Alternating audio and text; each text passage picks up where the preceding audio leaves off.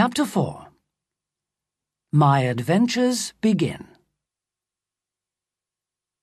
As we made our way to the palace, I began to feel that I really was the king of Ruritania, with Marshal Strackentz, the head of the army, on my right, and old Sapt on my left. I could see that Strelsau was really two towns, the old town and the new town. The people of the old town, who were poor, wanted Duke Michael to be their king. But the people of the new town wanted King Rudolph. We went through the new town first, and it was bright and colourful, with the ladies' dresses and the red roses of the Elfbergs. The people shouted loudly for their king as we passed through the streets. But when we came to the old town, the Marshal and Sapt moved nearer to my horse, and I could see that they were afraid for me. "Stay back," I called. "I'll show my people that I'm not afraid of them." Some of the crowd were pleased when they heard this, but most of them watched me in silence. Finally, we reached the great church of Strelsau.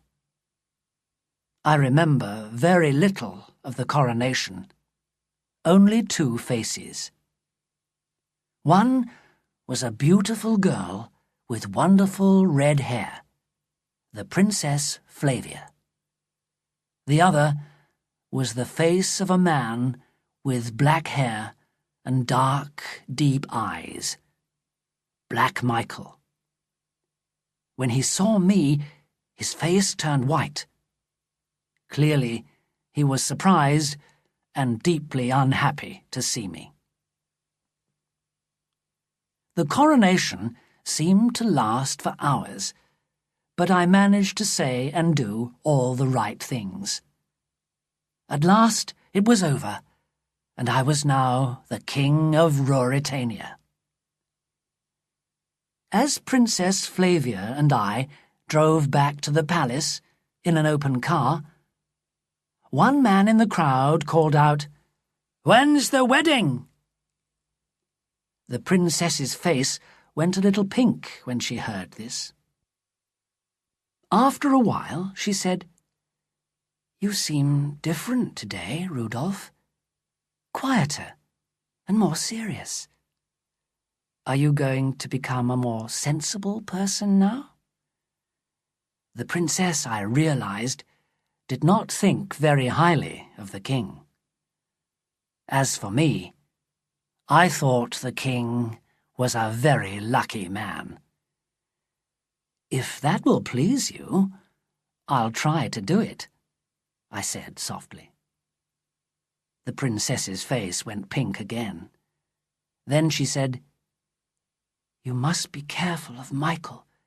You know—" "I know," I said, "that he wants what I have, and also what I hope to have one day." As I spoke, I looked at her, and she smiled at me prettily. I wonder what the king's doing now, I thought. The royal dinner went on for a long time, but at last Fritz, Sapt, and I were alone in the king's dressing room. "You did well," Fritz said, "but Rassendyll, be careful. Black Michael looked blacker than ever today, because you and the princess had so much to say to each other." "She's very beautiful," I replied. "Come on," Sapt cried. "There's no time for that now. We must leave for Zenda at once to find the king. If we're caught, we'll all be killed. Black Michael has had a letter from Zenda, so perhaps he knows already. Don't unlock the door, Fritz, while we're away, or you'll be a dead man. Say the king must be left alone to rest. Now, come on. The horses are ready." Fritz and I shook hands. Then I covered my red hair and most of my face. Sapt and I left the room by a secret door, and we found ourselves outside, at the back of the palace gardens. A man was waiting there with 2 horses. Soon we left the town behind us, and we were out in the country. We rode like the wind, and by 10 o'clock had come to the edge of the forest of Zenda. Suddenly, Sapt stopped. "Listen," he said quietly. "Horses behind us. Quick, get down. The castle's to the left," he continued. "Our road's to the right." We hid in the thick trees, and we waited and watched. The men came nearer. It was Black Michael and another man. When they came to the 2 roads, they stopped. "Which way?" the Duke asked. "To the castle," the other man cried. "They'll know there what's been happening." The Duke waited for a moment. "To Zenda, then," he cried finally, and the 2 men took the road to the left. We waited for 10 more minutes, and then we hurried on.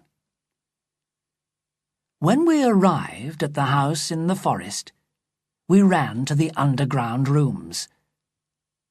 The one where Sapt had locked up the old woman was empty. She had escaped. The other room was locked. Sapt's face was white with fear. Between us, we broke down the door and ran in. I found a light and looked round the room. The servant Joseph was on the floor, dead. I held up the light and looked in every corner of the room. "The king isn't here," I said.